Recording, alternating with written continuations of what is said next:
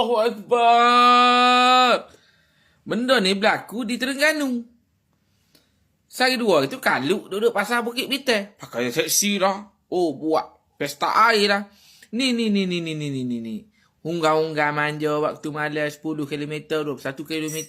Tengok kopak kaya tu menjolok mata. Allahu Akbar. Ni Terengganu. Denyuk dekat duduk. Pelabu peti kuda. Tapi tak apalah berlaku di negeri Terengganu. Berlaku di negeri kononnya tempat tinggal ulama. Tapi kalau berlaku di Bukit Bintang ataupun berlaku dekat Shah Alam, kitab panjang, kitab pendek. Kitab panjang, kitab pendek. Imam Maghribi. Kapil sampai kiamat. Baik no.